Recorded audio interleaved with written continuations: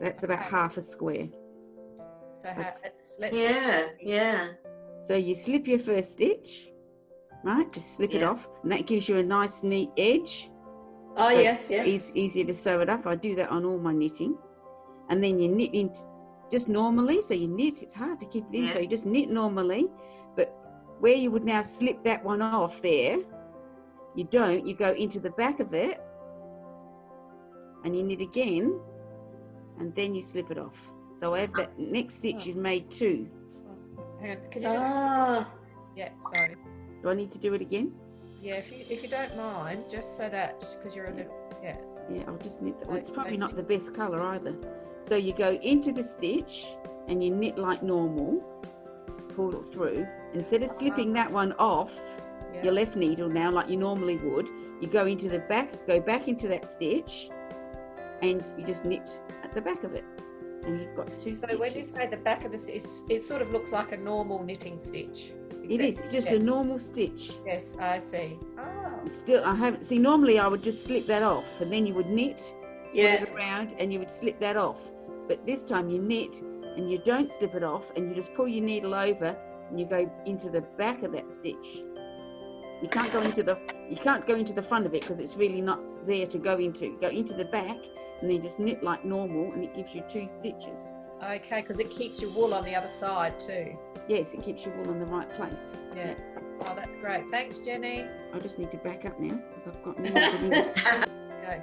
You keep knitting until the side, measures 8 inches, and then you start decreasing instead of, you knit 2 together instead of knitting front and back.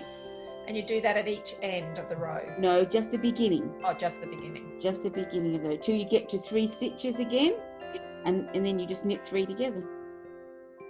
Fantastic. Okay. You remember, write it down. Oh, no, you cast on 3 stitches, you slip the first stitch. Yeah. And in this next stitch, you knit into the first part, knit, and then knit into the back. Back, yeah. And then you finish knitting the rest of the row, which is actually only 1 stitch. Stitch on the first row, yeah. First row. So then you come back and you slip. Slip the first stitch. Yep. And then do front and back. Knit front and back, and knit to the end of the row. Which will be 2 stitches. Yes. Theoretically. Beautiful. She's got it. Smart cookie. I've always wondered. And now I know. And see, that's how mine's almost there now. Almost at 8. Yeah. And it gives you a nice, neat, straight edge. Oh, that is fantastic. Because you're not if you increase on, you can increase on the very first stitch, but it tends to be a bit bumpy. Yes. So by slipping it, it gives you that nice, neat edge, which I think makes it easier for the people sewing up because you've got a nice, good thread there to sew it up with. Oh, that is fantastic. Yes, I think we need to share this on 8 inches on the diagonal.